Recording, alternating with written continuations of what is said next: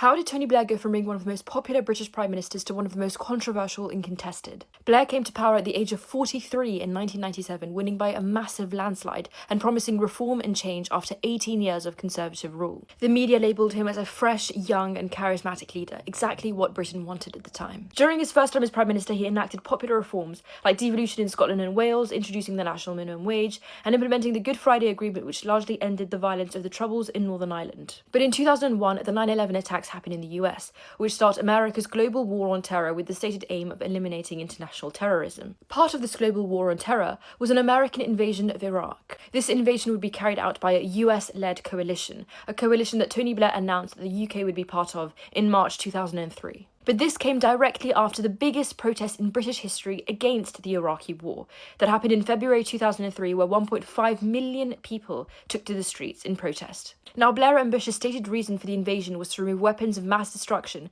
that Saddam Hussein, who was Iraq's president, was claimed to have had. They also viewed Saddam Hussein as a dictator and sought regime change. But the Delta report submitted to the US president and Congress in 2004 found that Iraq had no weapons of mass destruction at the time of the invasion, and that any nuclear programs that Iraq did have had progressively decayed since 1991. But at this point, the war had already killed thousands and displaced millions. The estimated toll of the Iraq war after its official end in 2011 is of roughly 500,000 deaths and 6 million refugees. Iraq and the Middle East as a region were massively destabilized, and this instability is still ongoing. Tony Blair's public image and authority were massively eroded after the Iraqi invasion, and he resigned in 2007 after pressure from his party. Now, the 2016 Iraq inquiry into the UK's involvement in Iraq found that there was not enough intelligence at the time that proved weapons of mass destruction were even present in Iraq, and that the grounds for invasion were far from satisfactory. Now, Blair rejected the report's criticisms of his decision to enter the war, but expressed his regrets for mistakes made in the run-up to the war. So today, how should Tony Blair be remembered, and what is his legacy?